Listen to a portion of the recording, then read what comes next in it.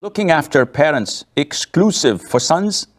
If the husband or in-laws of the daughters do not permit them to bring their parents at the daughter's home, what should the daughters do? Can they go against their husband's will and bring home their mother if sons are unwilling to keep their old mother? Abrar, the responsibility of the parents is not exclusive to a gender. It is to be shared equally by all their offspring.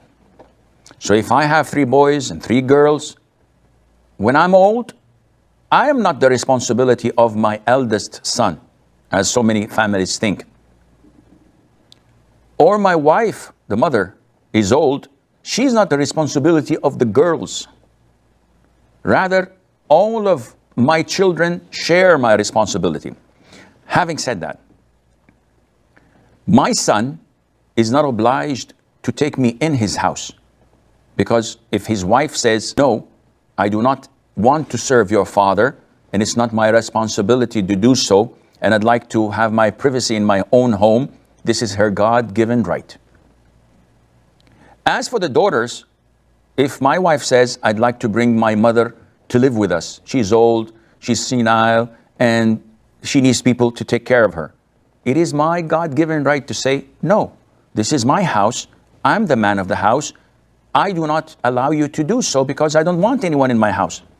Now, is this the ideal thing? No, of course not. If I, as a husband, if my wife says this, I would say, definitely she's more than welcome to stay for 10 years. Your mother is my mother. Let her come in. But people differ. And I cannot blame someone for demanding his own right. So as a girl, as a wife, you have no right in allowing or admitting anyone to enter your husband's house without his permission, let alone stay long term. He has all the right to do so. Now, your in-laws have no say in this, but most likely you are living in their homes. So again, you cannot do that without their permission. And most likely they would not permit this because you're living with them. So how would they introduce someone who's non-mahram to them, and a total stranger, and a burden to their house? This is not logical. Having said that, the responsibility lies among them all. They should contribute financially to get a decent home for their parents, for the mother, for the father, with an adequate servant that would serve them, take care of them to the best of their ability. Now, this is a shared responsibility, but let us assume that the 3 boys are evil. They're not willing to contribute a penny, and they're not willing to take care of their old father or mother. And the 3 girls are also poor. They're dependent on their husbands, and their husbands are not approving of them to move in or to take in their mother-in-law, for example. So now the mother is stranded. No one is taking care of her financially, and no one is helping her, and she needs help. What to do? In this case, this becomes an obligation upon individuals. So if 2 of the girls, for example, refuse, and 3 of the boys totally refuse, and you are the only girl, Abrar, who is caring for her mom, you tried everything in your possession to care for her and allocate a place for a decent remaining days of her life to be spent in, but without avail. In this case, it becomes an obligation upon you. Even if you have to divorce your husband and take care of your mother, this is a must. Because this responsibility cannot be shared by anyone else. No one is willing to take the responsibility except you. And you know the great punishment awaiting for those who fail, and the great reward awaiting those who do. In this case, it becomes an obligation upon you. In the subcontinent, they don't have any arrangement for ladies in the masjids. This is wrong. And this is part of them, unfortunately, not following the Sunnah. So many wrong practices in the subcontinent. People there in majority, do not follow the Quran and the Sunnah.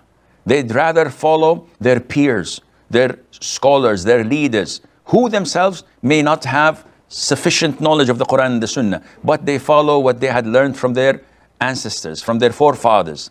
So their religion, their conviction is based on imitation, not on conviction and belief. And this is very dangerous. On the Day of Judgment, Allah Azza wa Jal would not ask you about the aqidah or about the belief or what so-and-so scholar or leader or peer used to follow.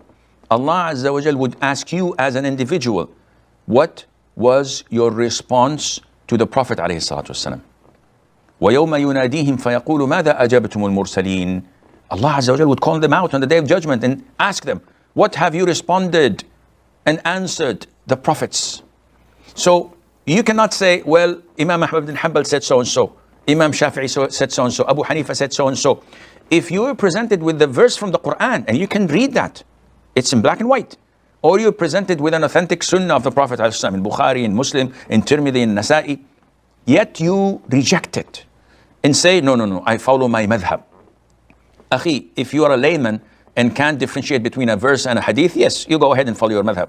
But if you're an intellectual person, an educated person, you can do your own research and you are assisted to do so by a scholar or a student of knowledge who has no hidden agenda rather than to show you the right path, then this is definitely unacceptable. So we would urge and call the people and the Muslims all over the world, especially in the subcontinent, where they have strong conviction and belief. They love Allah Azza wa Jal. The Muslims in India, in Bangladesh, in Pakistan, I am so astonished with their commitment to Islam, with their love for this deen. I see them in my masjids here in the local areas when they come out of the masjid and they see someone begging. Never you would find anyone passing by without putting a riyal or something similar to that in the hand of this beggar. Though he is a beggar. We know most likely he's a professional beggar, but out of their love and compassion they do this. How they observe the Sunnah prayers. That is almost similar to fard. And this is one of the wrong misconceptions, but still we praise them for it. When people come and say, Sheikh, we pray 17 rak'ahs for Isha. I said, wow, this is a lot. Isha is only 4 rak'ahs. Yes, we pray this before and this after, and then the shafa' and the watr. And they put a lot of prayers into one, but they pray it religiously. They are committed to it. So there are so many things that are good about them, but when you don't have commitment to Quran and Sunnah, when you don't have full adherence to the Quran and Sunnah, this is when shaitan comes. And he distorts Islam. He manipulates people, unfortunately. And this is why the vast majority there are warned of Ahl al-Hadith, of the Salafiyah, of Ahl al-Sunnah wal-Jama'ah. They say, don't follow these. They hate the Prophet ﷺ. They hate the madhabs and the school of thoughts and the maslaks. All of this is blatant lies. None of it is correct. But this is pulling the carpet from underneath their feet. Their scholars and their peers and their leaders who are making money out of the masses, when they see that their congregation are following the Quran and the Sunnah, this means that they're going to get away from their grip and their control. And this is something they don't want or like. And this is why they warn and they tarnish the reputation of those who follow the Quran and Sunnah.